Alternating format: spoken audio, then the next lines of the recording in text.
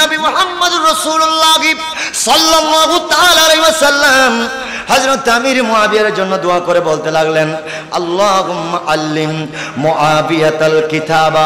আল্লাহ রাব্বুল আলামিনের নবী বলে, ইয়া বারি তাআলা, আপনি হযরত আমির মুআবিয়াকে এমন জ্ঞান দান করুন যে জ্ঞানের দ্বারা আল কিতাবা, আল্লাহ পাক রব্বুল আলামিন, আপনি রব্বুল আলামিনের কিতাব যাতে বুঝতে পারে, আপনি আপনার কিতাবের জ্ঞান দান করুন। ওয়া হিসাবা, এবং হিসাবের জ্ঞান দান করুন। ইয়া বারি তাআলা, আমির মুআবিয়া রাদিয়াল্লাহু তাআলা আনহুর জন্য আমি রাসূলুল্লাহর দোয়া হলো ওয়া ফিহিল আযাব, এবং আমির মুআবিয়া রাদিয়াল্লাহু তাআলা আনহু কবর এবং হাসরের আযাবকে আপনি মাফ করে দিন, আযাব থেকে হেফাজত করুন। তাহলে বোঝা যাচ্ছে যেই নবীজি রাসূলুল্লাহ সাল্লাল্লাহু তাআলা আলাইহি সাল্লাম হযরত আমির মুআবিয়ার জন্য দোয়া করে, নবীর সাহাবার জন্য দোয়া করে, আজকে এই সময়ের মধ্যে এসে যদি বলে আমির মুআবিয়া নাউযুবিল্লাহ মুনাফিক ছিলেন, আমির মুআবিয়া ষড়যন্ত্রকারী ছিলেন, এই রকম যারা বলে আমরা একে বাক্যে স্বীকার করতে বাধ্য হব, আমরা এক বাক্যে জেনে নিতে বাধ্য হব ইনারা কোনো মুসলমান নয়, ইনারা বরং সে মুনাফিক শিয়া, ঠিক কিনা বলে? ইমাম আলী মক্কাম ইমাম হাসান দুনিয়ার জমিনে আসার পরে আল্লাহর পেয়ারা নবীজি দুনিয়ার জমিনের মধ্যে যখন এই সংবাদটা পেয়ে গেলেন আপনার ঘরের মধ্যে নাতি এসেছে, আমার সোনহারা পুটিয়ার আশিক রাসূল ভাইয়ারা, আপনারা জানেন আপনাদের ঘরে যদি কোনো নাতি হয়, আপনাদের ঘরে যদি আপনাদের ছেলে মেয়ে থেকে যদি কোনো কন্যা সন্তান কিংবা ছেলে সন্তান হয়, সবচাইতে দুনিয়ার জমিনের মধ্যে বেশি বেশি খুশি হয়ে যায় দাদা দাদি নানা নানিরা। আল্লাহর পেয়ারা নবী ইনি তো দুনিয়ার জমিনের মধ্যে এমন একজন নাতি পেয়েছেন যিনি হচ্ছেন হাজার হাজার কোটি কোটি মিলিয়ন মিলিয়ন উম্মতের যুবকদের সরদার ইমাম আলী মক্কাম ইমাম হাসান। জোরে বলুন সুবহানাল্লাহ, জোরে আল্লাহু আকবার। আমার সুন্নি ভাইয়েরা গভীর মনোযোগ, ইমাম আলী মক্কাম ইমাম হাসান যখন দুনিয়ার জমিনে আসলেন, রাসূলুল্লাহ সাল্লাল্লাহু তাআলা আলাইহি সাল্লাম আর দেরি করে নাই, সাথে সাথে কবর শোনা মাত্রই ইমাম আলী মক্কামের ঘরের মধ্যে চলে গেলেন, মা ফাতেমার ঘরের মধ্যে চলে গেলেন। যাওয়ার পরে আমার ইমাম আলী মক্কাম ইমাম হাসানের নূরানি কান মোবারকের মধ্যে ডান কানের মধ্যে রাসূলুল্লাহ সাল্লাল্লাহু তাআলা আলাইহি সাল্লাম আযান পরিবেশনা করলেন। জোরে বলুন সুবহানাল্লাহ, আরেকটু জোরে বলুন সুবহানাল্লাহ। বাম কানের মধ্যে ইকামত দিলেন, তাকবীর দিলেন, ডান কানের মধ্যে আযান দিচ্ছেন। এই আমার সুন্নি ভাইয়ারা, রাসূলুল্লাহ সাল্লাল্লাহু তাআলা আলাইহি ওয়াসাল্লাম পৃথিবীর জমিনের মধ্যে ইমাম হাসান আসার পরে তার ডান এবং বাম কানের মধ্যে ইকামত এবং আযান দিয়ে পৃথিবীর সমগ্র মানুষকে শিক্ষা দিয়ে দিচ্ছেন, হ্যাঁ দুনিয়ার জমিনের মানুষ, তোমাদের ঘরে যদি কোনো কন্যা সন্তান হয়, তোমাদের ঘরে যদি কোনো ছেলে সন্তান হয়, রাসূলুল্লাহর সুন্নাত হচ্ছে প্রথম নাম্বার মা বাবার হক হচ্ছে ওই সন্তানকে আযান ইকামত দেওয়া। জোরে বলুন সুবহানাল্লাহ, আরেকটু জোরে বলুন সুবহানাল্লাহ। রাসূলুল্লাহ সাল্লাল্লাহু তাআলা আলাইহি ওয়াসাল্লাম ইকামত দিলেন, আযান দিলেন। আমার সুন্নি ভাইয়েরা একটু চিন্তা করে দেখুন, দুনিয়ার মসজিদও যদি আযান দেয়, দুনিয়ার মসজিদও যদি আযান দেয় কোনো মুয়াজ্জিন, তখন ঈমানদাররা আর ঘরে বসে থাকতে পারে না, দোকানে বসে থাকতে পারে না। আর এদিকে যদি মক্কায়ে মুআজ্জামার মধ্যে যদি আযান দেয়, এমনিতে মনটা প্রাণটা নামাজ পড়ার জন্য উজাড় হয়ে যায়। মদিনাতুল মুনাওয়ারা যদি আযান দেয়, মনটা প্রাণটা নামাজের জন্য, আল্লাহর জন্য, সিজদার জন্য, রুকুর জন্য পাগল পাড়া হয়ে যায়। আর আযান দিচ্ছেন তো দিচ্ছেন ইমাম আলী মক্কাম ইমাম হাসানের কানের মধ্যে আযান যিনি দিচ্ছেন, ই তো ইমামুল আম্বিয়া সাইয়্যিদুস সাকলাইন নবীল হারামাইন নবী মুহাম্মদুর রাসূলুল্লাহ সাল্লাল্লাহু তাআলা আলাইহি ওয়াসাল্লাম। জোরে বলুন সুবহানাল্লাহ, আরেকটু জোরে বলুন সুবহানাল্লাহ। আযান দিচ্ছেন তিনি কত সৌভাগ্যবান, আর আযান যিনি পেয়েছেন তিনি কত সৌভাগ্যবান যে রাসূলুল্লাহ সাল্লাল্লাহু তাআলা আলাইহি ওয়াসাল্লাম যিনার আযান দিচ্ছেন ইনি হচ্ছেন ইমাম হাসান। আর হাসান রাদিয়াল্লাহু তাআলা কত সৌভাগ্যবান যে রাসূলুল্লাহ তার কান মোবারকের মধ্যে সর্বপ্রথম আযান ইকামত তাকবীর দিয়েছেন। জোরে বলুন সুবহানাল্লাহ, আরেকটু জোরে বলুন সুবহানাল্লাহ। আমার সুন্নি ভাইয়েরা গভীর মনোযোগ, এরপর আল্লাহর প্রিয় নবী তাহলে আপনাদের কি শিক্ষা হচ্ছে আজকের মাহফিল থেকে? ইমাম আলী মাকাম ইমাম হাসান থেকে আপনাদেরকে শিক্ষা নিতে হবে। আজকের প্রোগ্রাম থেকে, প্রথম দিবস থেকে আপনাদেরকে শিক্ষা নিতে হবে। পৃথিবীর জমিনের মধ্যে যদি কোনো সন্তান যদি ভূমিষ্ঠ হয়, তাহলে সর্বপ্রথম পিতা মাতার দায়িত্ব হচ্ছে ওই সন্তানকে আজান দেওয়া। জোরে বলুন সুবহানাল্লাহ, জোরে বলুন সুবহানাল্লাহ। শুধু তা নয়, আজান দিলে হবে না, আল্লাহর শুকর আদায় করা লাগবে কিনা? আরেকটু জোরে বলুন, লাগবে কিনা? আল্লাহর শুকর যারা করে না, আল্লাহ তাদেরকে আল্লাহ পাক বিধ্বংস করে দেয়, আল্লাহ তাদের থেকে মুখ ফিরিয়ে নেয়। আর আল্লাহর শুকর যারা আদায় করে, আল্লাহ বলে লাইন শাকারতুম লাযিদান্নাকুম। বান্দা যখন আমি আল্লাহর শুকর করে, আমি আল্লাহ বান্দাকে আরো বেশি বাড়িয়ে দিই। জোরে কোন সুবহানাল্লাহ। একটু দূরে সরে পড়েন, আল্লাহুম্মা সাল্লি সাইয়্যিদিনা মাওলানা মুহাম্মদ ওয়া আলা আলি সাইয়্যিদিনা। আমার সুন্নি ভাইয়েরা গভীর মনোযোগ। তাহলে আমাদেরকে আযান যেভাবে দিতে হবে, আকামত যেভাবে দিতে হবে, সেভাবে আল্লাহর শুকর আদায় করা দরকার আছে না নাই? আরেকটু জোরে বলুন, আছে না নাই? আল্লাহর শুকর আদায় করলে আপনার হায়াতের মধ্যে বরকত দান করবেন কে? আরেকটু জোরে বলুন, কে? আমার সুন্নি ভাইয়েরা গভীর মনোযোগ। সেই জন্য দুনিয়ার জমিনের মধ্যে যদি কোনো সন্তান ভূমিষ্ঠ হয়, দুনিয়ার জমিনের মধ্যে যদি কোনো পুত্র সন্তান, কন্যা সন্তান যদি ভূমিষ্ঠ হয়, আল্লাহর দরবারে সাজদায় পড়ে আল্লাহর দরবারে শুকর আদায় করতে হবে। কারণ শুকর যদি আদায় করা হয়, আল্লাহ বলে বান্দা তুমি যত শুকর আদায় করো, আমি আল্লাহ তোমাকে তত বাড়িয়ে দেব। আল্লাহর প্যারা নবী রাসূলুল্লাহ সাল্লাল্লাহু তাআলা আলাইহি সাল্লামের উপর যে কুরআনুল কারীম নাজিল হয়েছে, ওই কুরআনুল কারীমের ভিতরে আল্লাহ পাক জাল্লা শানুহু এই আল্লাহ পাকের শুকর সম্পর্কে সাইয়েদানা ইব্রাহিম খলিলুল্লাহ আলাইহি ওয়াসসালাতু ওয়াসসালাম তার ঘরের মধ্যে যখন পুত্র সন্তান আগমন করলো, আল্লাহ রাব্বুল আলামিনের কাছে শুকর আদায় করলো। আল্লাহ রাব্বুল আলামিনের কাছে শুকর আদায় করা, পুত্র সন্তান হোক কন্যা সন্তান হোক, দুনিয়ার জমিনের মধ্যে সন্তান যদি ভূমিষ্ঠ হয়, আল্লাহর দরবারে শুকর আদায় করা, এটা ইব্রাহিম খলিলুল্লাহর সুন্নাত। জোরে বলুন সুবহানাল্লাহ। আরেকটু জোরে বলুন সুবহানাল্লাহ। আমার ভাইরা গভীর মনোযোগ। ইব্রাহিম খলিলুল্লাহ আল্লাহ রাব্বুল আলামিনের দরবারে শুকর আদায় করতেছেন।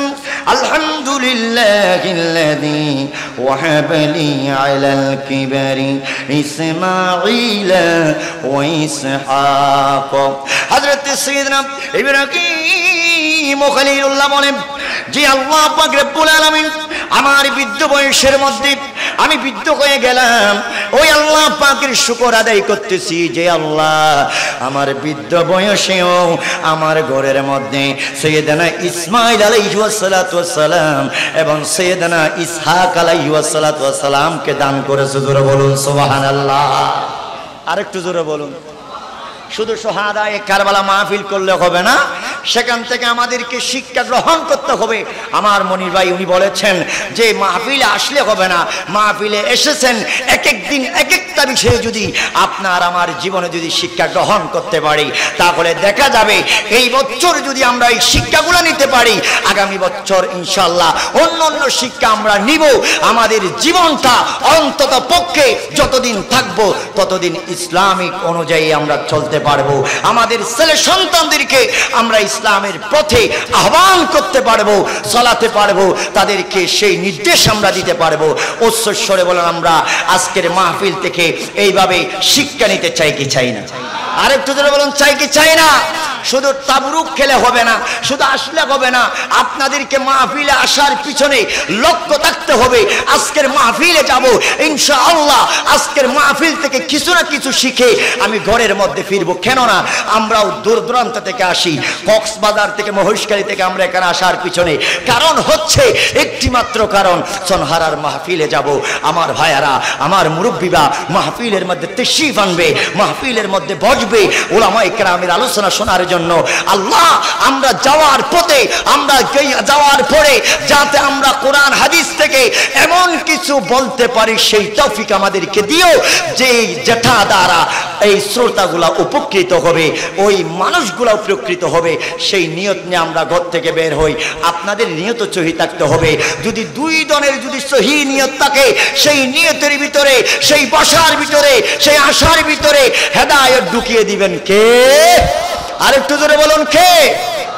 সন্তান যদি জন্মগ্রহণ করে, ইমাম হাসান জন্মগ্রহণ করলেন, হযরতে শের খোদা আলী রাদিয়াল্লাহু তাআলা আল্লাহর প্যারা নবী মা ফাতেমাতুজ জোহরা রাদিয়াল্লাহু তাআলা আনহা ওনার আল্লাহর দরবারে শুকর আদায় করলেন। সাথে সাথে সাইয়েদনা ইব্রাহিম খলিলুল্লাহ তার ঘরের মধ্যে বৃদ্ধ বয়সে যখন হযরতে ইসমাইল, হযরতে ইসহাক আলাইহিস সালাতু ওয়াস সালাম যখন আসলেন, তখন আল্লাহর দরবারে তিনি শুকর আদায় করলেন। আল্লাহ পাকের এত বেশি ভালো লাগলো, আল্লাহ পাকের ভালো লাগার কারণে এই হযরতে ইসমাইল আলাইহিস সালাতু ওয়াস সালাম, ইসহাক আলাইহিস সালামের কথা এবং ইব্রাহিম খলিলুল্লাহর শুকরটা আল্লাহ পাক পবিত্র কোরআনুল কারীমে এড করে দিয়েছেন। জোরে বলুন সুবহানাল্লাহ। আরেকটু জোরে বলুন সুবহানাল্লাহ। আমার ভাইয়েরা গভীর মনোযোগ। আল্লাহ রাব্বুল আলামিন বলেন, হযরত সাইয়েদনা ইব্রাহিম খলিলুল্লাহ আল্লাহর দরবারে দোয়া করলেন, আল্লাহ যে আল্লাহ রাব্বুল আলামিন, আমি আল্লাহর শুকর আদায় করতেছি ওই মহান সত্তার যিনি আমাকে ইসহাক এবং ইসমাইলকে দুনিয়ার জমিনের মধ্যে এই বৃদ্ধ বয়সের মধ্যে আমার ঘরকে রওনক করেছে। শুধু তা নয়, ইন্না রাব্বিল সামিউদ দুআ, ইনি তো এমন একজন প্রভু যিনি দোয়া করতে দেরি কবুল করে নেয়। আরেকটু জোরে বলুন সুবহানাল্লাহ। ইনি তো এমন একজন প্রভু যার কাছে হাত তুললে, যার কাছে দরখাস্ত করলে সাথে সাথে আল্লাহ রাব্বুল আলামিন কবুল করে নেয়। শুধু তা নয়, হযরত ইব্রাহিম খলিলুল্লাহ বলেন, রাব্বি জাআলনি মুকিমাস সালাতা ওয়া মিন যুররিয়াতি। হযরত ইব্রাহিম খলিলুল্লাহ বলতে লাগলেন, ইয়া বারি তাআলা, আমাকে নামাজ কায়েম করার তৌফিক দিও এবং আমার ঘরের আহল যারা, আমার পরিবারে যারা, আপনি তাদেরকেও নামাজ পড়ার কায়েম করার তৌফিক দিও। আল্লাহর দরবারে যদি নামাজের জন্য দোয়া করা হয়, আল্লাহর দরবারে যদি আপনার সন্তান ভূমিষ্ঠ হওয়ার পরে যদি কোন নেককার মা, কোন নেককার বাবা যদি আল্লাহর দরবারে দোয়া করে, আল্লাহ আমার এই ছোট্ট শিশু আজকে পৃথিবীর জমিনের মধ্যে এসেছে, আল্লাহ আমাকে যেমন নামাজি বানাবা, আল্লাহ আমার সন্তানকেও দুনিয়ার জমিনের মধ্যে নামাজি হিসেবে কবুল করিও। কোন মা বাবা যদি সন্তানের জন্য দোয়া করে, সেই সন্তান দুনিয়ার জমিনের মধ্যে নামাজি হয়ে যায়, পরহেজ হয়ে যায়, ইমানদার হয়ে যায়। উচ্চস্বরে বলুন সুবহানাল্লাহ। তাহলে আজকে দুইটা জিনিস, প্রথম নাম্বার হচ্ছে আমরা আল্লাহর শুকর আদায় করব এবং সন্তান যদি ভূমিষ্ঠ হয় আমরা কানে আজান ইকামত দিব। ঠিক কিনা বলেন? এটা শিক্ষা মনে রাখবেন। এটা হচ্ছে প্রথম হক সন্তানের প্রতি। মা বাবার হক হচ্ছে এই আজান ইকামত দেওয়া এবং সাথে সাথে একটা নাম রাখা। জোরে বলুন সুবহানাল্লাহ। আরেকটু জোরে বলুন সুবহানাল্লাহ। নাম রাখা। আমার রাসূল সাল্লাল্লাহু আলাইহি ওয়াসাল্লাম শের খুদা আলীকে জিজ্ঞাসা করলেন, এ শের খুদা আলী, তুমি কি তোমার সন্তানের নাম রেখেছো? জোরে বলুন সুবহানাল্লাহ। তুমি কি তোমার সন্তানের নাম রেখেছো? আমার সুন্নি ভাইয়েরা, শের খুদা আলী বলে, ইয়া রাসূলুল্লাহ, আমি যেহেতু আপনি রাসূল এখনো আসেন নাই, আপনি আসছেন, আমি আপনি রাসূল ছাড়া কিভাবে নাম রাখি? জোরে বলুন সুবহানাল্লাহ। দেখেন সাহাবায়ে কেরামের কি আদব, কি মহব্বত, কি তাআজিম রাসূলুল্লাহর প্রতি। বলি, ইয়া রাসূলুল্লাহ, আপনি তো আসেন নাই, আপনি না আসার আগ মুহূর্তে আপনার অনুমতি ব্যতীত আমি কিভাবে নামটা রাখি? সুবহানাল্লাহ বলেন। কষ্ট হচ্ছে, কষ্ট হচ্ছে। আমার সুন্নি ভাইরা গভীর মনোযোগ। আল্লাহর প্যারা নবী বলেন, হে আলী, তোমার সন্তানের নাম কি নির্ধারণ করেছো? শের খুদা আলী বলে, ইয়া রাসূলুল্লাহ, ইয়া হাবিবাল্লাহ, নবী গো, আমার এই সন্তানের নাম আমি মনে মনে নির্ধারণ করেছি, আমার সন্তানের রাখবো হাত। সন্তানের নাম কি? হাত। হাত অর্থ হচ্ছে যুদ্ধ। হাত অর্থ কি? যুদ্ধ। আমার সন্তানের নাম হচ্ছে হাত। আল্লাহর প্যারা নবী নিস্তব্ধ। সাথে সাথে ওই কদম মুবারকের মধ্যে আল্লাহ রাব্বুল আলামিন সাইয়েদনা জিবরাইলকে রাসূলুল্লাহ সাল্লাল্লাহু আলাইহি সাল্লামের কদম মোবারকের মধ্যে পাঠিয়ে দিলেন। আরেকটু জোরে বলুন সুবহানাল্লাহ। সাইয়েদনা জিবরাইল আসলেন, ইয়া রাসূলুল্লাহ আকে হাবিবাল্লাহ নবী গো, আমি জিবরাইল এমনি আসি নাই, আল্লাহ রাব্বুল আলামিন আমাকে আপনি রাসূলুল্লাহর কদমের মধ্যে পাঠিয়েছেন। ইয়া রাসূলুল্লাহ আকে হাবিবাল্লাহ মুসা আলাইহিস সালাতু ওয়াস সালামের কাছে সাইয়েদনা হারুন আলাইহিস সালাতু ওয়াস সালামের যেই মর্যাদা, যেই শান, যেই মকাম, যেই পজিশন, ইয়া রাসূলুল্লাহ আমি জানিয়ে দিচ্ছি আপনি নবীর কাছে হযরত শের হুদ আলীর মর্যাদাও তেমন। জোরে বলুন সুবহানাল্লাহ। ইয়া রাসূলুল্লাহ মুসা আলাইহিস সালাম এর ভাই হারুন আলাইহিস সালাতু ওয়াস সালাম ওনার মর্যাদা মুসা ইসলামের কাছে যেমন, আপনার কাছে হযরত আলীর মর্যাদাও তেমন। ইয়া রাসূলুল্লাহ আমি এসেছি আপনার নাতির জন্য একটা নাম নির্ধারণ করেছি। জোরে বলুন সুবহানাল্লাহ। তাহলে ইমাম হাসানের নাম দুনিয়া থেকে আসে নাই, স্বয়ং লামো খান থেকে এসেছে। আরেকটু জোরে বলুন সুবহানাল্লাহ। আমার সুন্নি ভাইয়েরা কবির মনোযোগ দৃষ্টি আকর্ষণ করতেছিলাম, ইমাম আলী মাকাম ইমাম হাসান রাদিয়াল্লাহু তাআলা ওনার দুনিয়ার জমিনে আগমন করার পরে আল্লাহর প্যারা নবীর কদমের মধ্যে সাইয়েদনা জিবরাইল এসে ডাক দিয়ে বলে, ইয়া রাসূলুল্লাহ আকা ইয়া হাবিবাল্লাহ আপনার নাতির নাম লাগবেন সাব্বির, আপনার নাতির নাম হবে সাব্বির। কেন না আপনার নবীর নাতির নাম হবে সাব্বির। আপনার সুরিয়ানি ভাষার মধ্যে সাব্বির এবং সব্বির দুইটা নাম ছিলেন, হযরতে মুসা এবং হযরতে হারুন আলাইহিস সালাতু ওয়াস সালামের। সেই জন্য আল্লাহর প্যারা নবী জিজ্ঞাসা করলেন, হ্যাঁ জিবরাইল তুমি তো সাব্বির নাম রাখার জন্য বলতেছ, ও জিবরাইল বলো না সাব্বির নামের অর্থ কি? জিবরাইল বলতে লাগলেন, ইয়া রাসূলুল্লাহ নবী গো সাব্বির নামের অর্থ হচ্ছে সুন্দর। জোরে বলুন সুবহানাল্লাহ। সাব্বির নামের অর্থ হচ্ছে সুন্দর। আল্লাহর প্যারা নবী বলে এই নামটা আমার বেশি পছন্দ হয়ে গেল, সেই জন্য ওই সুরিয়ানি ভাষা আমি বাদ দিয়ে আমার আরবি ভাষার মধ্যে নাম রেখে দিলাম। অর্থটা সুন্দরতা লাগার কারণে আমি আমার নাতির নাম রাখলাম হাসান। আরেকটু জোরে বলুন সুবহানাল্লাহ। আমার সুন্নি ভাইয়েরা ইমাম হাসানের কি বয়ান করব? জিনার কানের মধ্যে আজান দিয়েছেন রাসূলুল্লাহ, জিনার কানে ইকামত দিয়েছেন রাসূলুল্লাহ, স্বয়ং নাম মোবারক রেখেছেন রাসূলুল্লাহ। শুধু তা নয় ইমাম হাসান যখন 7 দিন যখন অতিবাহিত হলো, আল্লাহর প্যারা নবী ডাক দিয়ে বলে, আলী রে, ও আলী তোমার হাসানের মাথা মুন্ডন করে ফেলো, তোমার হাসানের মাথা মুন্ডন করে তোমার হাসানের যেই চুলগুলা আছে ওই চুল পরিমাণ তুমি মানুষকে হাদিয়ে দিয়ে দাও, তোহফা দিয়ে দাও, মানুষকে ওই চুল পরিমাণ রূপ্য দান করে দাও। তোমার এই রূপ্য দান করাটা আমি রাসূলুল্লাহর সুন্নাত হয়ে কিয়ামত পর্যন্ত জীবিত থাকবে। জোরে বলুন সুবহানাল্লাহ। আরেকটু জোরে বলুন সুবহানাল্লাহ। তাহলে আমার সুন্নি ভাইয়েরা আপনাদের ঘরে যদি কোনো কন্যা সন্তান কিংবা ছেলে সন্তান যদি জন্মগ্রহণ করে, আজকের মাহফিল থেকে আমাদেরকে শিক্ষা নিতে হবে। আপনার ঘরে আমার ঘরে যদি কোনো ছেলে সন্তান হয়, মেয়ে সন্তান যদি হয়, তাহলে চুলগুলা মুন্ডন করে এবং এর সমপরিমাণ রূপ্য সৎকা করে দিতে হবে, কিংবা রূপ্যর নেই অন্য কিছু সৎকা করে দেবে। এই সৎকা করাটা এটা রাসূলুল্লাহি সাল্লাল্লাহু তাআলা সাল্লামের সুন্নাত। জোরে বলুন সুবহানাল্লাহ। আরেকটু জোরে বলুন সুবহানাল্লাহ। আমার সুন্নি ভাইরা এরপরে আল্লাহর প্যারা নবী ডাক দিচ্ছেন, আলী তোমার হাসান আজকে 7 দিন অতিবাহিত হয়ে গেল, তাহলে 7 দিনের মধ্যে তুমি তোমার সন্তানের আকিকা দিয়ে দাও। জোরে বলুন সুবহানাল্লাহ। তোমার সন্তানের কি দিয়ে দাও? আকিকা আমরা দিকি দিই না আকিকা। তবে আকিকার মধ্যে আমাদের সমাজের মধ্যে এমন একটা রেওয়াজ হয়েছে যে আকিকা কোরবানির সাথে আকিকা দেওয়া হয়, আছে না নাই? এটা কিন্তু সহিহ।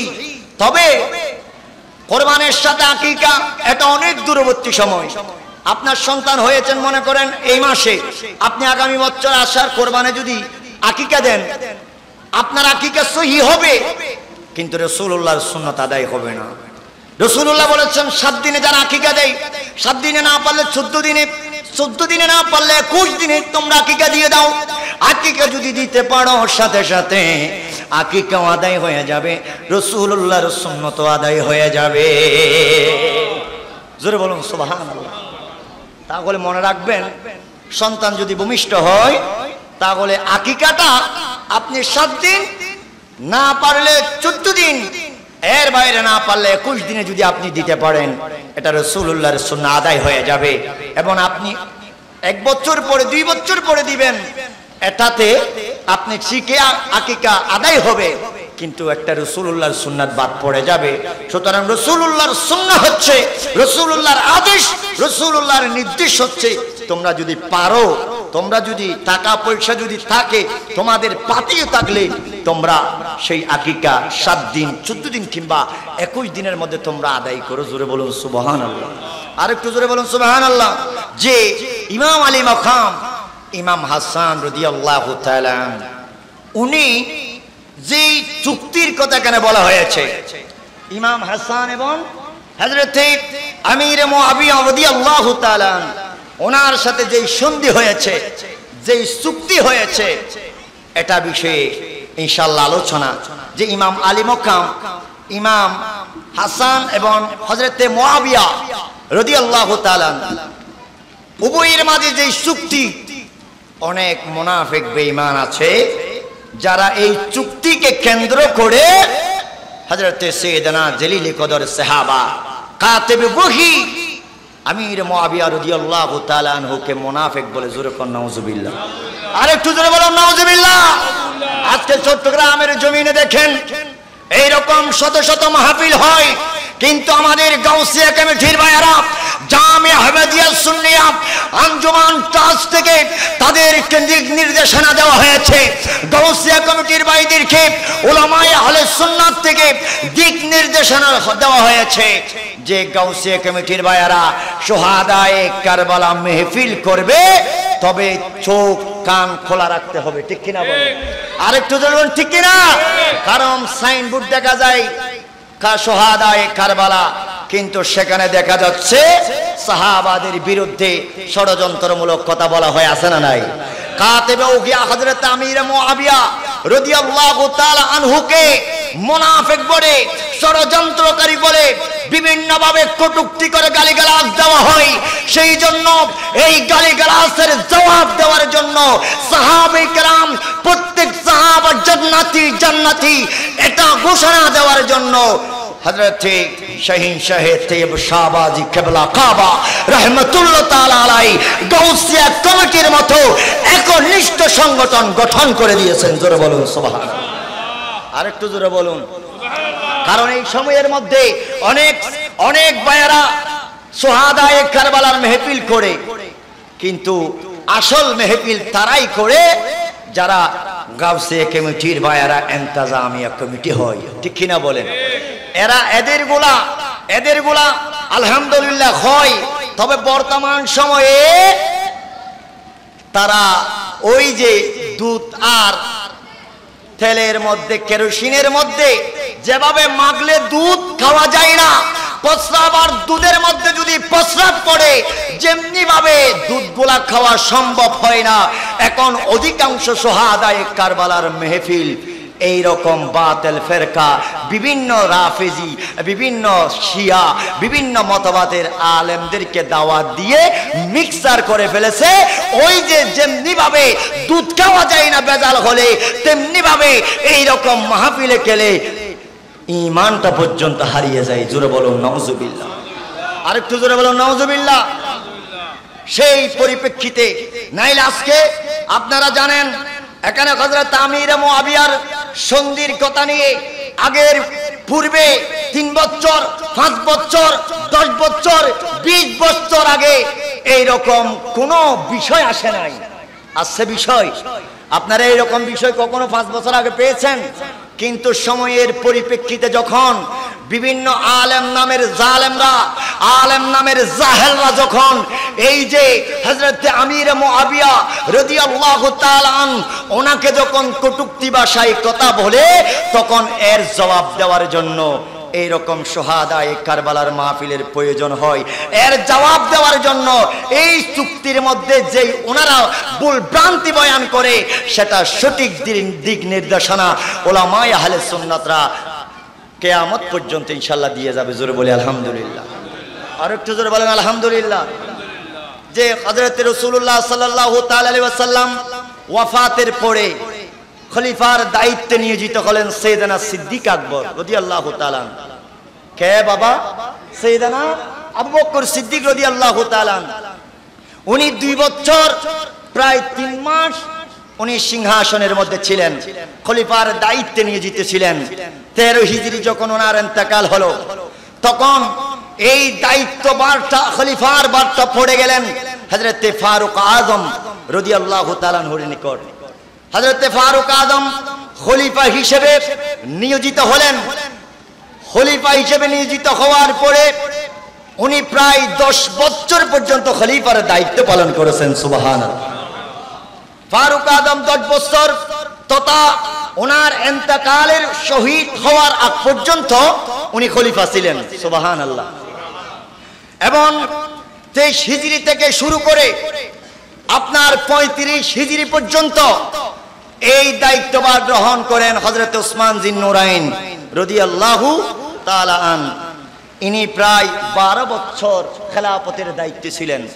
ইতিহাস আপনারা পড়ে দেখুন, সঠিক ইসলামের ইতিহাস আপনারা পড়ে দেখুন, আপনারা পাবেন অবশ্যই।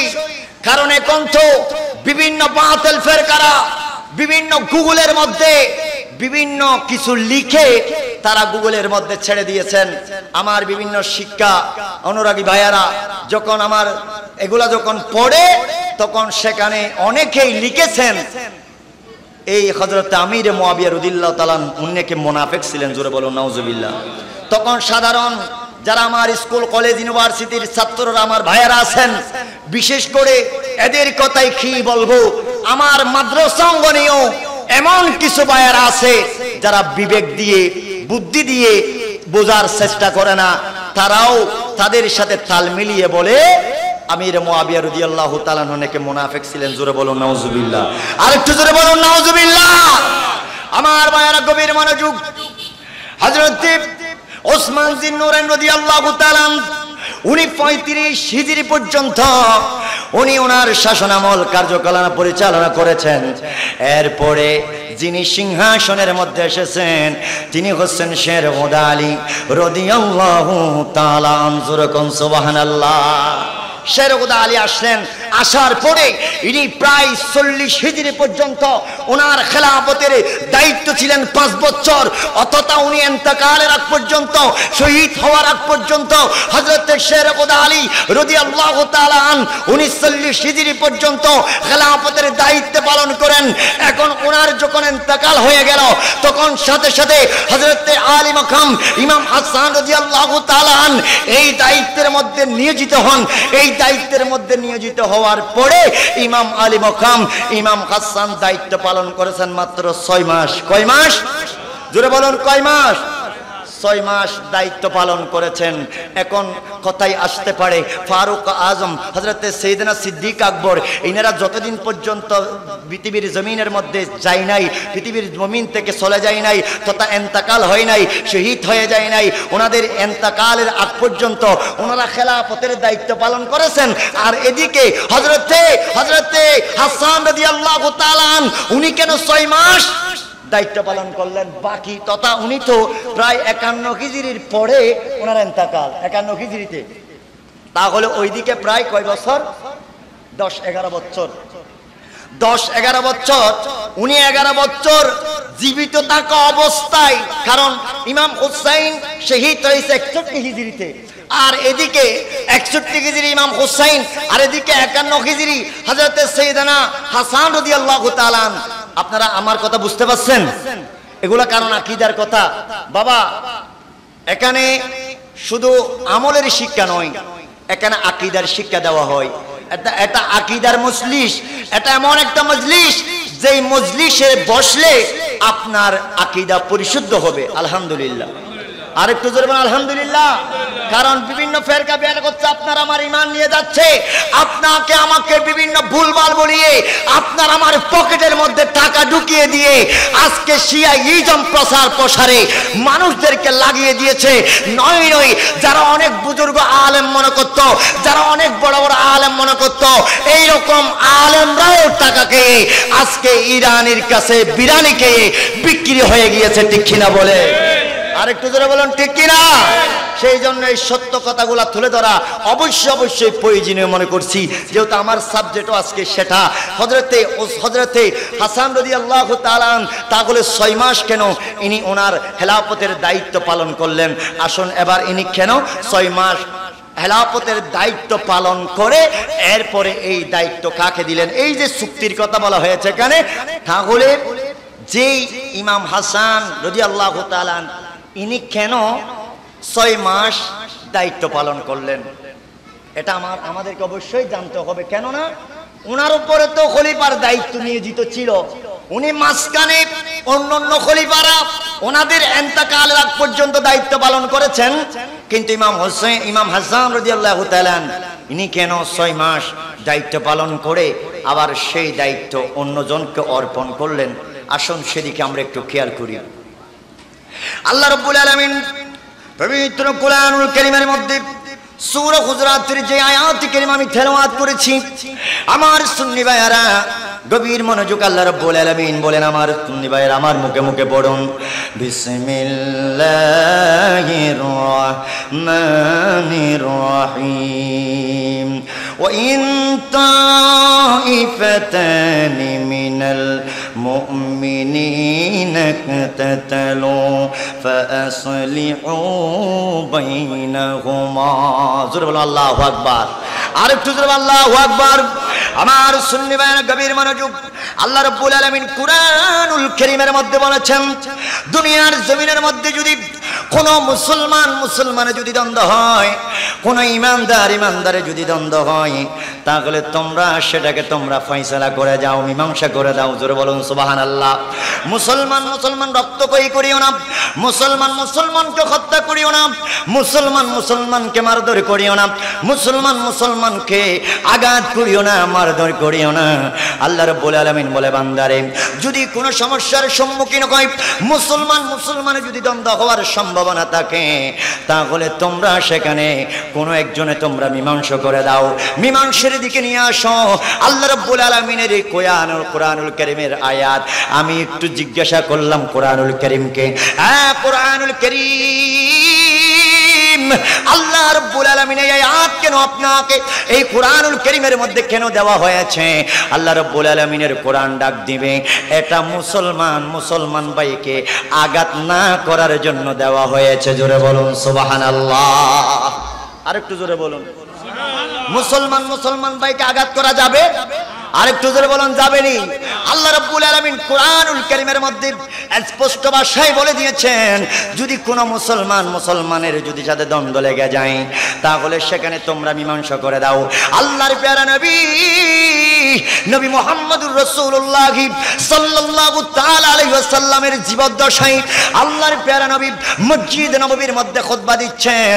মসজিদ নববীর মধ্যে যখন বসা, ওই মুহূর্তের সময় হযরতে সাইয়েদনা হাসান রাদিয়াল্লাহু তাআলা আমার রাসূলের কদম মোবারকের মধ্যে হাজির হয়ে গেলেন। আরেকটু জোরে বলুন সুবহানাল্লাহ। আমার রাসূলের কাছে, রাসূল আরবির কাছে হাজির হওয়ার সাথে সাথে সাহাবে কেরাম বলে, আমরা ইমাম হাসানকে দেখতে পেলাম। ইমাম হাসান যাওয়ার পরে রাসূলুল্লাহ ইমাম হাসানকে রান মোবারকের মধ্যে বসাই নিলেন। জোরে বলুন আল্লাহু আকবার। ইমাম হাসানকে নবীজির রান মুবারকের মধ্যে বসিয়ে দিলেন।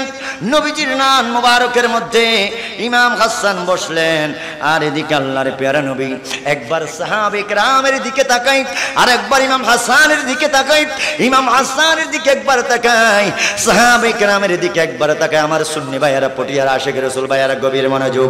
আল্লাহর প্যারা নবী বলেন, ইমাম হাসান যখন নবীর কুল মুবারকের মধ্যে বসা, আল্লাহর প্যারা নবী ডাক দিচ্ছেন, ইবনি হাজা সৈয়দ, ইবনি হাজা সৈয়দ, এটা হচ্ছে আমার সন্তান সৈয়দ। জোরে বলুন সুবহানাল্লাহ। আরেকটু জোরে বলুন সুবহানাল্লাহ। এটা হচ্ছেন আমার সন্তান সৈয়দ হযরত আলী মাকাম ইমাম হাসান আর হুসাইনকে নবীজি অনেক সময় নিজের সন্তান হিসেবে সম্বোধন করতেন। সেই হিসেবে আল্লাহর পেয়ারা নবীজি বললেন, এটা আমার হাসান সৈয়দ। ও আমার সুন্নি ভাইয়ারা, পৃথিবীর জমিনের মধ্যে আমার রাসূল এমন একটা ঘোষণা দিয়েছেন, সৈয়দ সৈয়দ সৈয়দ। রাসূলুল্লাহ সাল্লাল্লাহু তাআলা আলাইহি সাল্লামের প্রকৃত বংশধর ইমাম হাসানের বংশধর যারা, এরাই সৈয়দ লাগাতেই পারবে। অন্য কেউ কোনোদিন সৈয়দ লাগানো শরীয়তের মধ্যে জায়েজ নাই।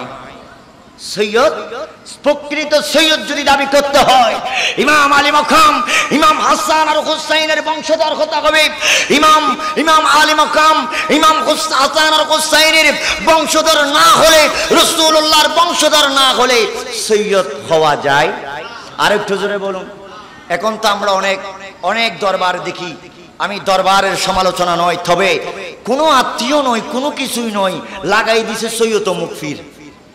আছে না নাই বাবা? আছে না নাই? আছে না নাই? জোরে বলে আছে না নাই? কোন সাজারার ঠিকঠিকানা নাই, সাজারার ঠিকঠিকানা নাই। এখন সৈয়দ লাগানোর জন্য মানুষ পাগল পাড়া হয়ে গেলে ব্যানার লাগিয়ে দিল, পাবলিসিটি করে দিল সৈয়দ লাগানোর জন্য, মানুষ লাগিয়ে দিল, তাবরুক লাগিয়ে দিল সৈয়দ। তাহলে বোঝা যাচ্ছে কেউ কেউ নবীর বংশ হয়ে সৈয়দ হয়ে আসে, আবার কেউ কেউ টাকা দিয়ে সৈয়দ কিনে নেয়। আছে না নাই বাবা? আছে না নাই? এখন সৈয়দের অভাব নাই, কিন্তু প্রকৃত সৈয়দ সাজারা দেখুন, সাজারা দেখুন। হুজুর কেবলা সেই সিরকুটের সাজারা দেখুন, হুজুর কেবলা শাহবাজের সাজারা দেখুন। 41তম আওলাদ রাসূল হুজুর আল্লামা তাহের শাহ মাদ্দাজিলুল আলীর সাজারা দেখুন, আপনি পেয়ে যাবেন ইনারাই প্রকৃত আওলাদ রাসূল। আরেকটু জোরে বলুন সুবহানাল্লাহ। আওলাদ রাসূল হচ্ছেন ইনারা। সাজারা পড়লে বোঝা যায়। এখন তো সাজারার কোনো ঠিক ঠিকানা নাই, সাজারার ঠিক ঠিকানা নাই, লাগাই দিছে সৈয়দ। আছে না নাই? আবার কিছু কিছু সৈয়দ আবুল বিরিকাই, আছে না নাই বাবা? কিছু কিছু সৈয়দ আবুল বিরিকাই না, কিছু কিছু সৈয়দ আছে বেনামাজি, আছে না নাই? কিছু কিছু সৈয়দ দরবারের বড় শাহজাদা নাম লাগিয়ে ঠিক মতো 5 ওয়াক্ত নামাজও আদায় করে না। এইরকম কিছু বন্ড আছে না নাই? এইরকম বন্ডগুলার কারণে আজকে আসল সৈয়দ বললেও মানুষ বিশ্বাস করে না। আসল সৈয়দ তো এরাই, সেই সিরকুট তেব শাহবাজ কেবলা কাবা। আসল সৈয়দ তো এরাই, হযরত তাহের শাহ মাদ্দাজিলুল আলী, সাবের শাহ মাদ্দাজিলুল আলী। কেন না তারা যখন জামিয়াতে আসে তখন বেনামাজিরা নামাজি হয়ে যায়। তারা যখন জামিয়াতে আসে, বাংলায় যখন সফর করে, হিন্দুরা, বুদ্ধিস্টরা, খ্রিস্টানরা ঈমানওয়ালা হয়ে যায়। এরাই তো আসল সৈয়দ। আল্লাহ পাক জাল্লা শানু আমাদেরকে প্রকৃত সৈয়দ চিনার তৌফিক দান করুন। আর একটু জোরে বলুন আমিন। এখন এই মুহূর্তেও কিছু কিছু সৈয়দ, আমাদের সৈয়দ, আমরা যাদেরকে সৈয়দ মানি, এরা বলছেন প্রত্যেক সাহাবা জান্নাতি, এরা বলছেন প্রত্যেক সাহাবা জান্নাতি, এরা বলছেন আওলাদের রাসূলের শানে গুস্তাখি করা যাবে না, আওলাদের রাসূল ইমাম হাসান ইমাম হুসাইনের সাথে গুস্তাখি করা যাবে না, বেয়াদবি করা যাবে না, ঈমান ধ্বংস হয়ে যাবে। সাথে সাথে সাহাবে কেরামের শান ও মানে ব্যাঘাত ঘটানো যাবে না, ঈমান ধ্বংস হয়ে যাবে। কিন্তু এখন বর্তমান কিছু সৈয়দ আসে, ইরানির টাকা খেয়ে নাম সৈয়দ লাগিয়ে তারা বলে কি প্রত্যেক সাহাবা জান্নাতি নয়, আমির মুআবিয়া রাদিয়াল্লাহু তাআলা আনহুকে বিভিন্ন ভাবে গালিগালাজ করে। আছে না নাই? আরেকটু জন্য আছে না নাই? তাহলে আমাদেরকে সৈয়দও চিনে নিতে হবে। আজকের মাহফিল সৈয়দ চিনার মাহফিল, কারণ সৈয়দ রাসূল সাল্লাল্লাহু আলাইহি ওয়াসাল্লাম রান মোবারকের মধ্যে বসা সৈয়দ বলেছেন ইমাম হাসানকে। জোরে বলুন। হাসানের বংশধর যারা হবে তারা সৈয়দ, হাসানের বংশধর যারা হবে তারা সৈয়দ। আল্লাহর পেয়ারা নবী বলেন, আল্লাহর পেয়ারা নবী বলতেছেন, শুধু তা নয়, লাআল্লাল্লাহু আইয়ুসলিহা বিহি বাইনা ফিয়াতাইনি আযীমাতাইনি মিনাল মুসলিমিন। জোরে বলেন আল্লাহু আকবার।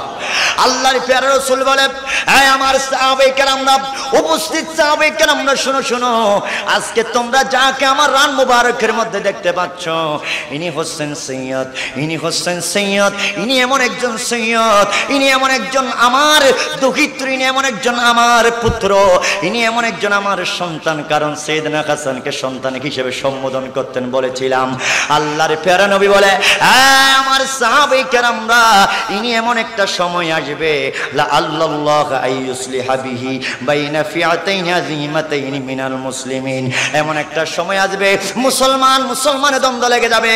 মুসলমানে যখন দ্বন্দ্ব লেগে যাবে, ওই দ্বন্দ্বের সমাধান দিবে আমার হাসান। জোরে বলো আল্লাহু আকবার। আর একটু জোরে বলুন ইয়া হাসান ইয়া হাসান। আমার সুন্নি ভাইরা কি বুঝলেন? আল্লাহর কোরআন একদিকে বলছেন সূরা হুজরাতের মধ্যে, আল্লাহর কোরআন বলছেন যে মুসলমান দ্বন্দ্ব লাগলে তোমরা তার একটা সমাধান দাও। আর এদিকে রাসূলুল্লাহ রান মুবারকের মধ্যে ইমাম হাসানকে বসিয়ে বলতে লাগলেন, এমন একটা সময় আসবে, এমন একটা দিন আসবে, এমন একটা কাল আসবে, যেই সময়ের মধ্যে আমার এই বেটা, আমার এই সৈয়দ ওই সমস্যার সমাধানটা দান করবে। জোরে বলুন সুবহানাল্লাহ। আর একটু জোরে বলুন সুবহানাল্লাহ। সেই জন্য আমার ভাইয়েরা গভীর মনোযোগ বলতে চেয়েছিলাম, হযরত আমির মুআবিয়া রাদিয়াল্লাহু তাআলা আনহুর সাথে যে চুক্তির কথা আল্লাহ রাব্বুল আলামিনের কোরআন থেকে আমি আপনাদেরকে শোনাচ্ছি, আল্লাহ রাব্বুল আলামিনের নবীর হাদিসে পাক থেকে শোনাচ্ছি। একদিকে রাসূলুল্লাহ সাল্লাল্লাহু তাআলা আলাইহি সাল্লামের সাহাবা হযরত আমির মুআবিয়া রাদিয়াল্লাহু তাআলা আন, ওনার পক্ষে একটা বড় বিরাট দল ওনার পক্ষ হয়ে বলতে লাগলেন, আমরা প্রত্যেকে আমির মুআবিয়াকে খলিফা হিসেবে মানব। জোরে কোন সুবহানাল্লাহ। আর একটু জোরে বলুন, আমরা প্রত্যেকে আমির মুআবিয়া রাদিয়াল্লাহু তাআলাকে খলিফা হিসেবে মানব। এই কথা যখন ওনারা প্রত্যেকে যখন আওয়াজ তুললেন, এই আওয়াজটা কানে গেলেন ইমাম হাসানের যখন কান মোবারকের মধ্যে যখন চলে গেল, ইমাম হাসানের মনে পড়ে গেল 7 কিংবা 7.5 বছর বয়সে আল্লাহর প্যারা নবী রান মোবারকের মধ্যে বসিয়ে মসজিদে নববীর মধ্যে সাহাবায়ে কেরামদেরকে বর্ণনা দিচ্ছিলেন মুসলমানের মধ্যে দ্বন্দ্ব হবে, সাথে সাথে সেখানে ঝগড়া বিভেদ কিছুই না করে সমস্যার সমাধান যিনি দেবে তিনি আমি ইমাম হাসান। আজকে আমি সমস্যা করব না, এটা তো রাসূলুল্লাহ 30 বছর পূর্বে ঘোষণা দিয়ে গিয়েছে। আর একটু জোরে বলুন সুবহানাল্লাহ। আজকে আমি দ্বন্দ্ব করব না, আজকে আমি ঝগড়া বিভেদ করব না, কেননা এর দ্বারা প্রমাণ হয়ে যায় রাসূলুল্লাহ 30 বছর পূর্বে জানতো 30 বছর পরে এসে মুসলমানের ভিতরে একটু অনৈক্য দেখা দিবে, মুসলমানের ভিতরে দ্বন্দ্ব দেখা দিবে। আর সেই দ্বন্দ্বের সমাধান লাঠি দিয়ে নয়, সেই দ্বন্দ্বের সমাধান তরবারি দিয়ে নয়, সেই দ্বন্দ্বের সমাধান ছুরির আঘাতে নয়, তীরের আঘাতে নয়, সেই দ্বন্দ্বের সমাধান দিবে আমার ইমাম হাসান। জোরে বলুন সুবহানাল্লাহ। আর একটু জোরে বলুন। আপনাদের কষ্ট হচ্ছে? আমার কথা বুঝতেছেন বাবা? যেহেতু বাবা এটা আকীদার বিষয় মনে রাখবেন, সেই জন্য আমার রাসূল 30 বছর পূর্বে ঘোষণা দিয়েছিলেন হাসান এই দ্বন্দ্বের সমাধান দিবে। সুবহানাল্লাহ। এই দ্বন্দ্বের কি দিবে? সমাধান দিবে। সেই জন্য ইমাম হাসান আমার রাসূলুল্লাহ সাল্লাল্লাহু তাআলা সাল্লামের কথা রাসূলুল্লাহ যে বলেছেন 30 বছর পরে সেরকম হবে, আমার রাসূলুল্লাহ সাল্লাল্লাহু তাআলা ইসলামের কথার উপর নির্ভর করে ভিত্তি করে আল্লাহর কোরআন সূরা হুজরাতের 9 নম্বর আয়াতে কারিমার উপর ভিত্তি করে সেদিন ইমাম হাসান সই হযরত আমির মুআবিয়াকে ক্ষমতা দান করে দিলেন। আরেকটু জোরে বলুন। ক্ষমতা দিলেন তো দিলেন। ইমাম হাসান কি বললেন?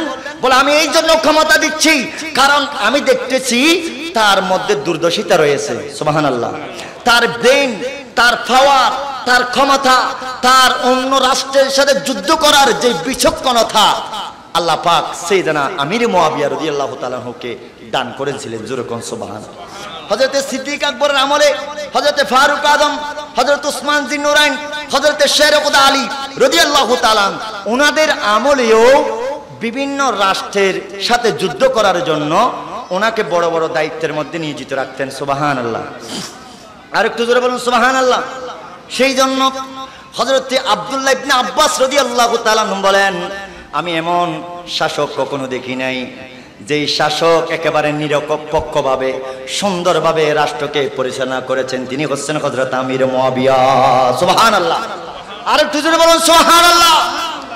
আজকে হযরত সাইয়েদনা আমির মুআবিয়া রাদিয়াল্লাহু তাআলা ওনাকে নিয়ে বিভিন্ন ধরনের প্রশ্ন তোলা হয়। আরেকটা প্রশ্ন হচ্ছে যে ইমাম হাসান তো সুন্দরভাবে দায়িত্ব তুলে দিলেন, এখন হযরত আমির মুআবিয়া ইন্তেকালের পরে দায়িত্বটা ইমাম হুসাইনকে দিলেন না কেন?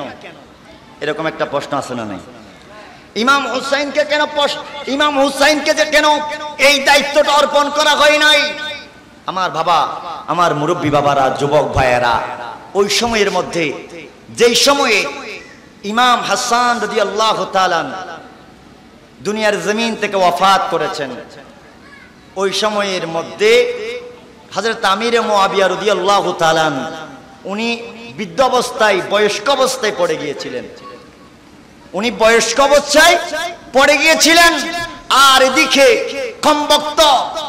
কমবক্ত জাহান্নামী নরপশু এজিদ, সেই এজিদ কুচক্রি করে হযরত ইমাম আলী মকাম ইমাম হুসাইনের সাথে যুদ্ধ বেজেছে। জোরে কোন নাউজুবিল্লাহ। আর একটু জোরে বলুন নাউজুবিল্লাহ। ক্ষমতার লোভে, ক্ষমতা পাওয়ার জন্য, আর সেই ক্ষমতা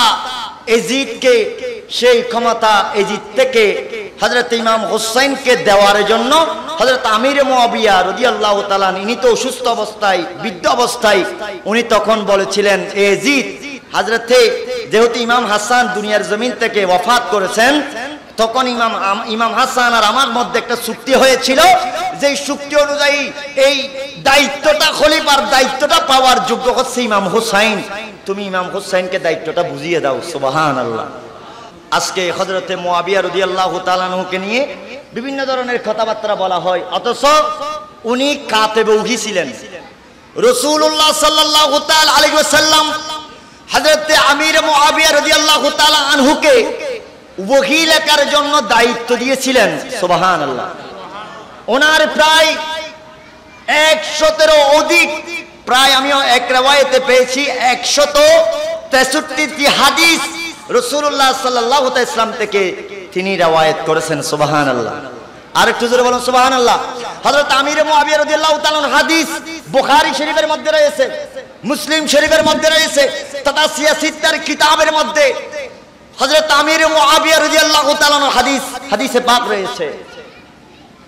ওনার হাদিসে পাক কামিল ক্লাসের মধ্যে পড়ানো হয়, মাদ্রাসায় পড়ানো হয়। ওনার রিওয়ায়াতের হাদিস, উনি যে রাসূল থেকে, যে রাসূলুল্লাহ সাল্লাল্লাহু আলাইহি ওয়াসাল্লামের বাণী যে উনি রিওয়ায়াত করেছেন, এই হাদিসগুলা, ওনার রিওয়ায়াতকৃত হাদিসগুলা আজকে বিভিন্ন মাদ্রাসার মধ্যে পড়ানো হচ্ছে। হাদিসগুলা আমরা পড়তেছি, এরপরেও একদল বলে হযরত আমির মুআবিয়া নাকি সাহাবা ছিলেন না। জোরে বলুন নাউজুবিল্লাহ। আরেকটু জোরে বলুন নাউজুবিল্লাহ।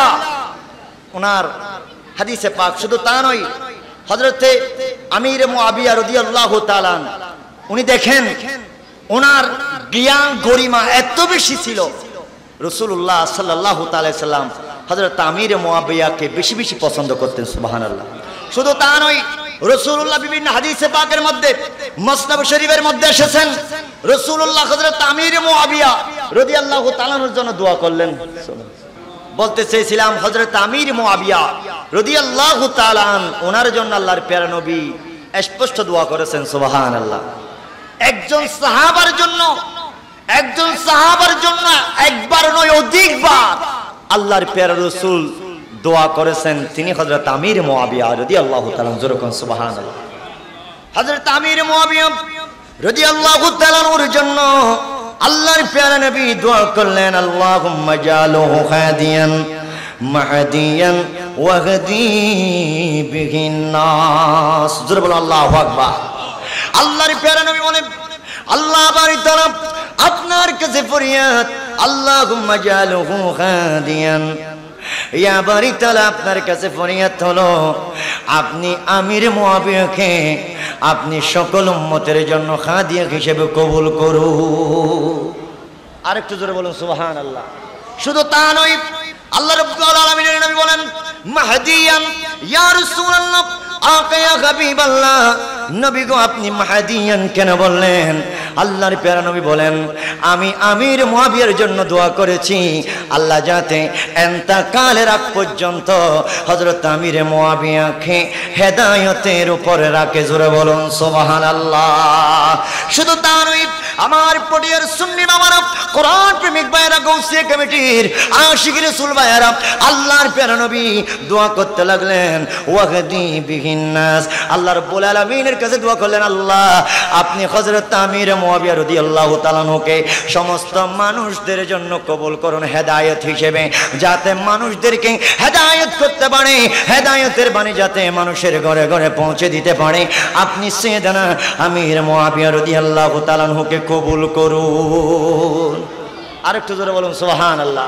শুধু তা নয়, আরেক riwayতের ভিতরে এসেছেন আল্লাহর প্যারা নবী নবী মুহাম্মদুর রাসূলুল্লাহ সাল্লাল্লাহু তাআলা আলাইহি ওয়াসাল্লাম হযরত আমির মুআবিয়ার জন্য দোয়া করে বলতে লাগলেন, আল্লাহুম্মা আল্লিম মুআবিয়াতাল কিতাবা। আল্লাহ রাব্বুল আলামিনের নবী বলে, ইয়া বারি তাআলা আপনি হযরত আমির মুআবিয়াকে এমন জ্ঞান দান করুন যে জ্ঞানের দ্বারা আল কিতাবা, আল্লাহ পাক রব্বুল আলামিন, আপনি রব্বুল আলামিনের কিতাব যাতে বুঝতে পারে, আপনি আপনার কিতাবের জ্ঞান দান করুন। ওয়াল হিসাবা, এবং হিসাবের জ্ঞান দান করুন। ইয়া বারি তাআলা আমির মুআবিয়া রাদিয়াল্লাহু তাআলা আনহুর জন্য আমি রাসূলুল্লাহর দোয়া হলো ওয়া ফিহিল আযাব, এবং আমির মুআবিয়া রাদিয়াল্লাহু তাআলা আনহু কবর এবং হাসরের আযাবকে আপনি maaf করে দিন, আযাব থেকে হেফাজত করুন। তাহলে বোঝা যাচ্ছে যেই নবীজি রাসূলুল্লাহ সাল্লাল্লাহু তাআলা আলাইহি ওয়াসাল্লাম হযরত আমির মুআবিয়ার জন্য দোয়া করে, নবীর সাহাবার জন্য দোয়া করে, আজকে এই সময়ের মধ্যে এসে যদি বলে আমির মুআবিয়া নাউযুবিল্লাহ মুনাফিক ছিলেন, আমির মুআবিয়া ষড়যন্ত্রকারী ছিলেন, এই রকম যারা বলে আমরা এক বাক্যে স্বীকার করতে বাধ্য হব, আমরা এক বাক্যে জেনে নিতে বাধ্য হব ইনারা কোনো মুসলমান নয়, ইনারা বরং মুনাফিক শিয়া। ঠিক কিনা বলে? তাহলে আমার ভাইয়ারা, আমার মুরব্বী বাবারা, এই শুহাদায়ে কারবালার মাহফিল থেকে আমাদেরকে এটাই শিক্ষা নিতে হবে, হযরত আমির মুআবিয়া ইনি জান্নাতি সাহাবা। জোরে বলুন, আরেকটু জোরে বলুন সুবহানাল্লাহ। কারণ প্রত্যেক সাহাবা রাসূলুল্লাহ বলেছেন কান নুজুম, আকাশের নক্ষত্রের সাথে সাহাবায়ে কেরামদেরকে তুলনা করেছেন। আকাশের নক্ষত্র, প্রত্যেক সাহাবা আকাশের নক্ষত্র, আর সাহাবায়ে কেরামদেরকে তাআযীম করা, সম্মান করা, এটা ঈমানদারদের উপর কর্তব্য, ফরজ। সাহাবায়ে কেরামদের শানে বেয়াদবি করা, গুস্তাখি করা, সাথে সাথে আহলে বাইতের সাথে বেয়াদবি করা, আহলে বাইতের সাথে গুস্তাখি করা, এটা হারাম হারাম হারাম। আর তাদেরকে মুহাব্বত করা জান্নাতের একটি নমুনা। জোরে বলুন সুবহানাল্লাহ। আরেকটু জোরে বলুন সুবহানাল্লাহ। আমি শেষ করে দিচ্ছি। এই যে তাহলে ইমাম হাসান রাদিয়াল্লাহু তাআলা উনি কেমন সাহাবা, ওনার শাহাদাত কেমন? আলোচনা লম্বা হয়ে যাচ্ছে, এই জন্য শাহাদাতের দিকে যেতে পারতেছি না, শুধু সামান্য কম বলি। হযরতে হাসান রাদিয়াল্লাহু তাআলা ওনার শাহাদাতের বিষয়ে অনেকেই বলে তাকে এটা হযরত আমির মুআবিয়ার ষড়যন্ত্র ছিল। জোরে বলুন নাউযুবিল্লাহ। এটা হযরত আমির মুআবিয়া রাদিয়াল্লাহু তাআলা আনহুর ষড়যন্ত্র ছিল। এভাবেই অনেকেই বর্তমান সময়ের মধ্যে এই রকম কারবালার মাহফিল সাজিয়ে সাজিয়ে সাহাবায়ে কেরামের বিরুদ্ধে আচরণ করতেছে, সাহাবায়ে কেরামের বিরুদ্ধে কথা বলতেছে। এটা আমাদেরকে সজাগ থাকতে হবে, এটা আমাদেরকে জানতে হবে, বুঝতে হবে। এটার মধ্যে হযরতে আমির মুআবিয়া রাদিয়াল্লাহু তাআলা উনি তো দূরের কথা, অন্য কেউ পর্যন্ত ষড়যন্ত্রে লিপ্ত ছিলেন। এটা ইমাম হাসান সরাসরি বলে যায় নাই। ইমাম হাসান এটা আল্লাহর উপর হাওলা করে দিয়েছেন। সুবহানাল্লাহ বলেন। এটা আল্লাহ রাব্বুল আলামিনের উপর হাওলা করে দিয়েছেন। কেন না, উনি নিজে বলেছেন, ওনাকে যখন জিজ্ঞাসা করা হলো, যেহেতু উনি ইন্তেকালের সময় প্রায় 5 বার ওনাকে বিষ পান করানো হয়েছিল, অনেক riwayতের মধ্যে 40 বারও এসেছেন। 5 বার যখন বিষ পান করানো হলো, 6ষ্ঠ বারের মধ্যে উনি এমন ভাবে একেবারে নরম হয়ে গিয়েছেন, এমন ভাবে ক্লান্ত হয়ে গিয়েছেন, দুর্বল হয়ে গিয়েছেন। গভীর রাত্র হযরতে ইমাম হাসানের বোন ছিলেন হযরতে জৈনব। কামরা থেকে ভিতর থেকে কান্নার আওয়াজ বাহির হচ্ছে। হঠাৎ করে হযরতে জৈনব রাদিয়াল্লাহু তাআলা আনহা দৌড়ে আসলেন। আসার পরে দেখতেছেন হযরতে ইমাম হাসান বমি করতেছে। হযরত ইমাম হাসান বমি করতেছে, আর বমির সাথে সাথে এই যে আমাদের পেটের ভিতরে কলিজা আছে, নাড়ি বুড়ি আছে, ইমাম হাসান কেমন ভাবে বিষাক্ত বিষ খাওয়ানো হয়েছিল, যেই বিষাক্ত বিষের কারণে ইমাম হাসানের নাড়ি পর্যন্ত একেবারে টুকরো টুকরো হয়ে গিয়েছিল। 100 টুকরোরও বেশি হয়ে গিয়েছিল। কলিজার টুকরো টুকরো ফেটে গিয়েছিল, রক্ত প্রবাহিত হয়েছিল, এই জবান দিয়ে রক্ত বের হয়েছিল, বমির সাথে রক্ত বের হয়েছিল, কলিজা বের হয়েছিল। সাথে সাথে ইমাম হুসাইন রাদিয়াল্লাহু তাআলা আনহু ডাক দিলেন, আমার ভাই হাসান, ওগো আমার ভাইজান, আপনি বলেন না আপনাকে এমন আঘাত কে করলো, আপনাকে বিষ কে পান করালো, আপনি একটু আমাকে বলেন। ইমাম হাসান বলে, ওগো আমার হুসাইন, এখন যদি আপনাকে এই সংবাদটা দিই তাহলে আপনি তাকে কতল করে ফেলবেন। না না, আমি এই সংবাদটা কিভাবে দেব, কেননা আমি তো এটাও নিশ্চিত না যে সে আমাকে পান করিয়েছে, বিষ পান করিয়েছে, সেই জন্য আমি এটা আল্লাহ রব্বুল আলামিনের উপর হাওলা করে দিলাম। আল্লাহ রব্বুল আলামিনের কাছে বিচার দায়ের করলাম, এর বিচার স্বয়ং মহান রব্বুল আলামিন করবে। জোরে বলুন সুবহানাল্লাহ, আর একটু জোরে বলুন সুবহানাল্লাহ। আমার সুন্নি ভাইয়েরা, এখন শুধু আমির মুআবিয়া রাদিয়াল্লাহু তাআলা এজিদ ওনার সন্তান ছিলেন। আচ্ছা, অনেক আছে না বাপ বড় আলেম, সন্তান অনেক সময় সন্ত্রাসী হয় না, আবার অনেক সময় দেখা যায় বাপ কৃষক, সন্তান আলেম। আমাদের আব্বাজানরা কৃষক, আমরা অন্তত পক্ষে জামিয়া আহমদিয়া সুন্নিয়ায় পড়ালেখা করার সুযোগ হয়েছে, জামিয়া থেকে কামেল পাশ করার সুযোগ হয়েছে, কিন্তু আমার বাবা তো একজন কৃষক, ঠিক কিনা বলেন? কৃষকের গড়েও আলেম হয়, আবার আলেমের গড়েও সুর হয়, আবার আলেমের গড়ে বড় আলেমও হয়, আলেমের গড়ে বলিও হয়, ঠিক কিনা বলেন? ঠিক কিনা? যে আপনি কেনান খারাপ ছিলেন বলে কেনানের তুহমতটাকে আপনি হযরতে নূহ আলাইহিস ইসলামকে দিতে পারবেন? নূহ আলাইহিস ইসলামের সন্তান কেনান, তাহলে নূহ আলাইহিস ইসলাম হচ্ছে একজন আল্লাহর পয়গম্বর, আল্লাহর রাসূল, আল্লাহর নবী হওয়া সত্ত্বেও ওনার ঘরের মধ্যে জন্মগ্রহণ করলেন কেনান। ওই কেনান যদি, ওই কেনানের কারণে যদি নূহ ইসলামকে যদি আপনি যদি কটূক্তি ভাষায় কথা বলেন, ঈমান থাকবে? আরেকটু যখন থাকবে, তো হযরত আমির মুআবিয়া রাদিয়াল্লাহু তাআলা আনহুর ঘরে রাদিয়াল্লাহু তাআলা আনহুর ঘরে জন্মগ্রহণ করেছিলেন কে? এজিদ। এই এজিদের কারণে বাবাকে দোষী করা যাবে না। বাবা ছিলেন আহলে বাইতের মহব্বত, বাবার অন্তরের মধ্যে ছিল আহলে বাইতের মহব্বত, হযরত আমির মুআবিয়া রাদিয়াল্লাহু তাআলা কলবের মধ্যে ছিল। সেই জন্য হযরত আমির মুআবিয়ার জন্য আল্লাহ রাসূল ভবিষ্যৎবাণী জানতেন।